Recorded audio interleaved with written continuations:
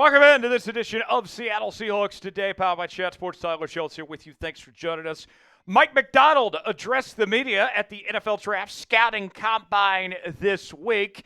And on today's show, we're going to let you hear directly from Macdonald of what he had to say.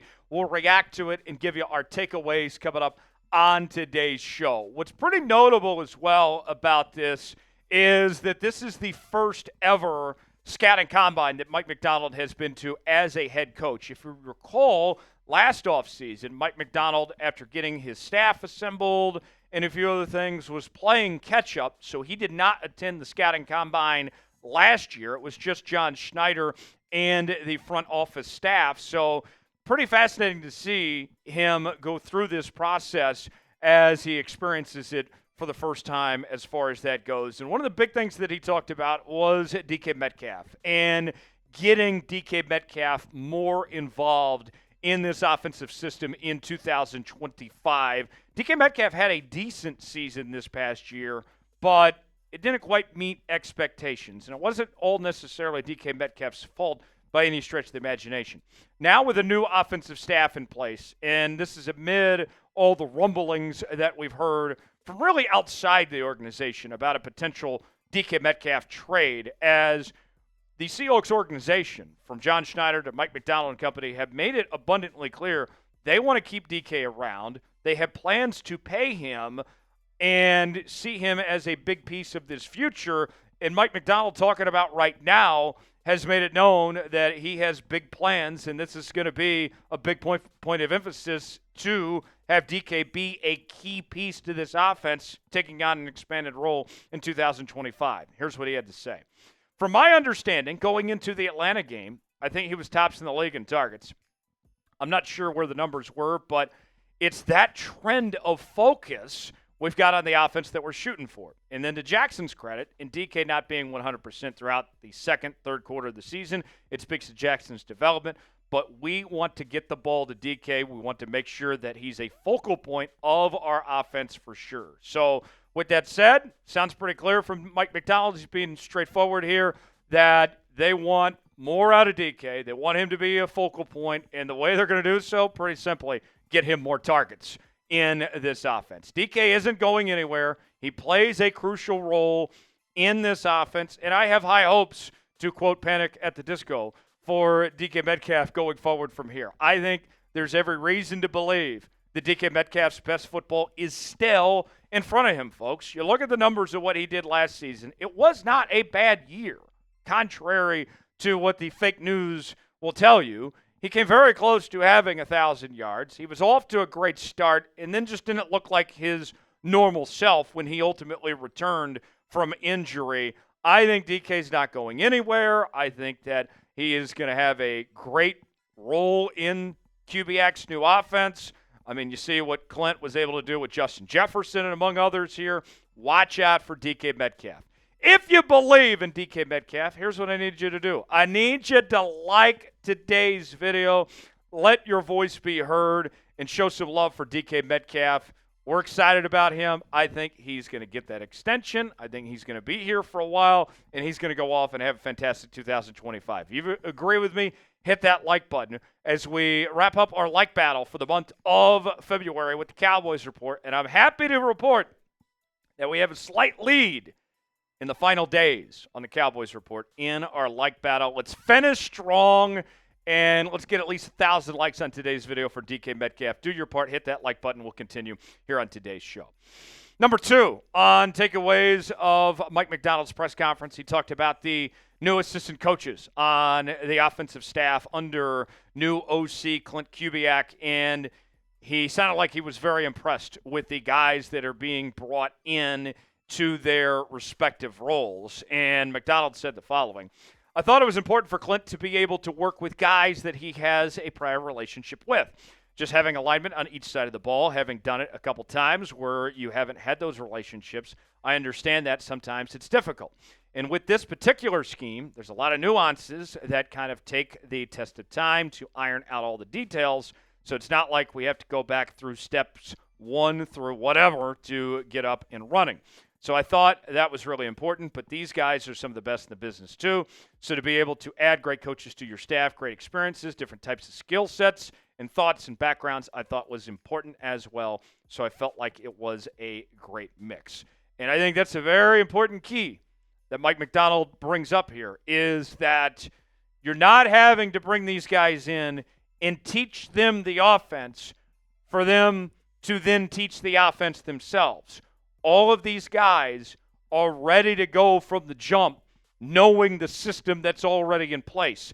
And that's a big deal. And I got to give credit to Mike Macdonald and to John Schneider for not micromanaging Klint in the hirings that he made to this offensive staff, saying, oh, you got to keep this guy, or, you know, this is my buddy, you need to go hire him. They let Klint assemble the staff he wanted and bring in those guys with prior relationships, and we have every reason to think that they can hit the ground running in day one. Typically speaking, when you install a new offensive system, and same can be said for defense too for that matter, it really takes till about the halfway point of the season for that new system to get clicking. But because you look at this staff and the guys they brought in that pretty much all have ties to Klint in one way or another, I think that should expedite the process a bit, where maybe instead of sitting there hoping that the offense is all squared away by week 8 or week 9, maybe we're talking about this thing being in midseason form by week 4 or week 5, potentially speaking. I think that's a big deal for Seattle as far as that goes.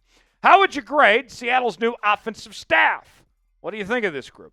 Let us know. No wrong answers here. Just chime in and tell us what you think. A, B, C, D, or F of what you would grade the new offensive staff. Seahawks Today is bringing you the best Seahawks coverage you won't find anywhere else, as we have our daily news and rumors. We're all over the NFL Draft Combine as well as the draft as a whole. And we are also talking everything from free agency to trades. We're bringing you live shows twice a week on Mondays and Wednesdays. This is your one-stop shop for all things Seattle Seahawks. I want to get at least 20 subs off today's video.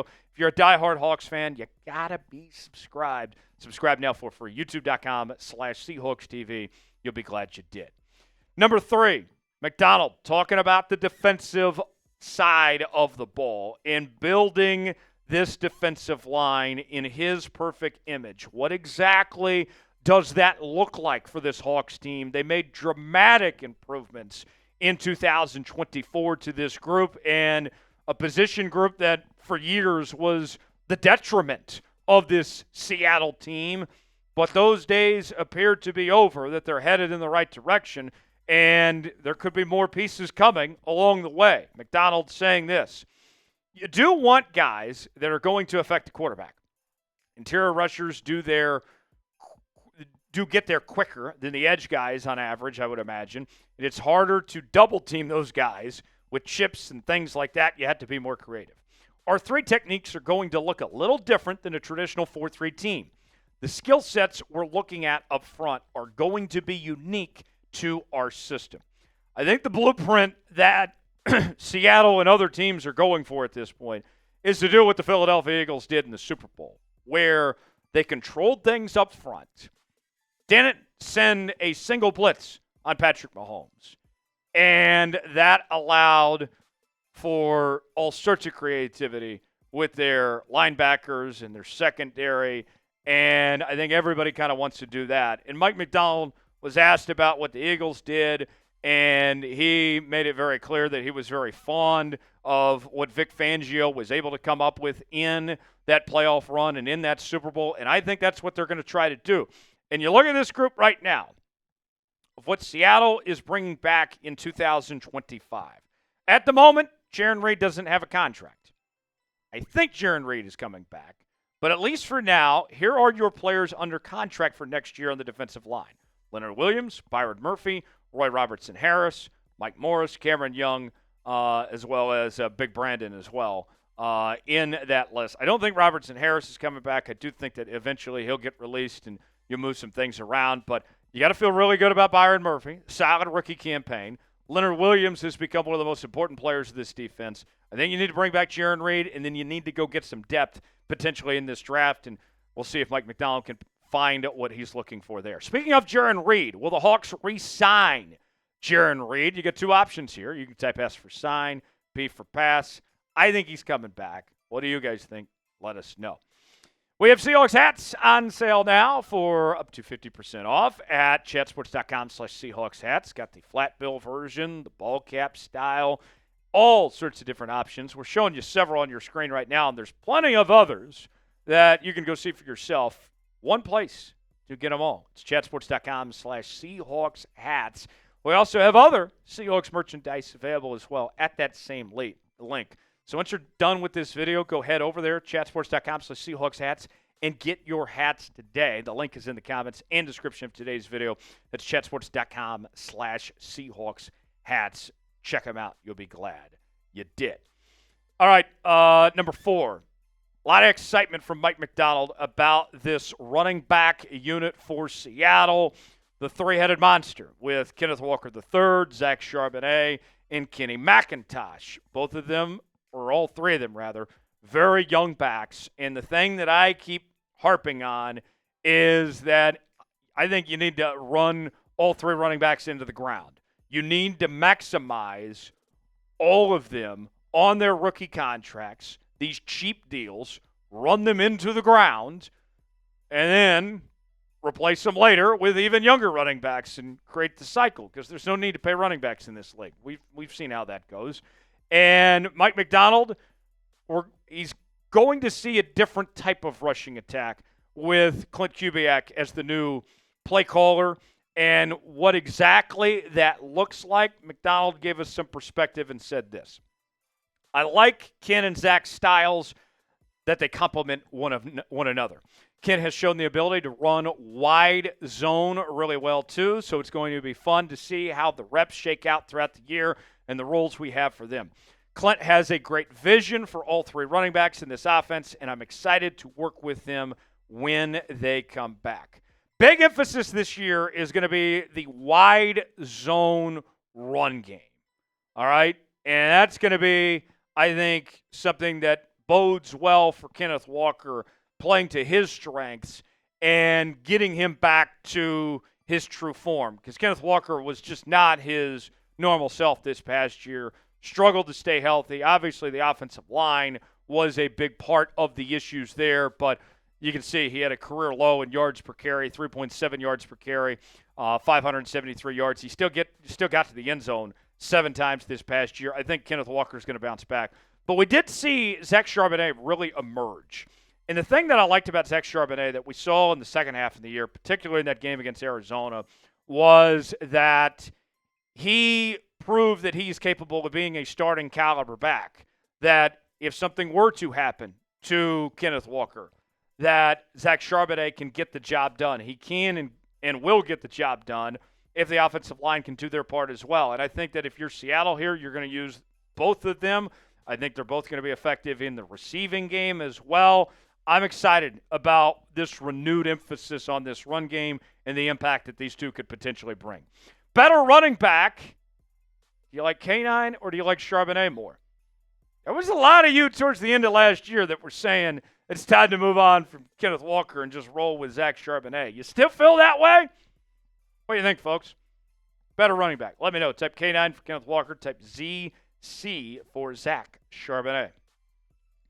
Last, according to Macdonald, big point was the development of Jaxon Smith-Njigba. JSN had a breakout season in 2025. He was very good, and Macdonald gave a lot of credit to what JSN was able to do this past season, taking a big step forward. And one of the things that he talked about was the way JSN woke up when DK Metcalf went down and stepped into that lead receiver role at that time. And I think with DK getting back and hearing Mike Macdonald say that he's going to be a focal point of this offense, that's not going to take away from JSN. I think you're going to expect both of them to play at a high level, and that puts pressure on Geno Smith and the rest of this passing game. There's no reason with these two receivers, that I would argue are both top 25 receivers in the league, that this passing game can't be explosive. in 2025. Now, the offensive line obviously have some work to do, but you have the weapons there. Now we need to see the results come to fruition. JSN coming off a season with over 1,100 yards, 6 touchdowns, 11 yards of reception. We don't expect Tyler Lockett to return, so we need JSN and DK to keep things up and for this offense to show up and show out. If you enjoyed today's show, like the video. We certainly would appreciate it. I'm Tyler Jones. Thanks for joining us for continuing coverage of the NFL Scouting Combine on your Seattle Seahawks. Lock us in, and we'll see you next time here on the channel.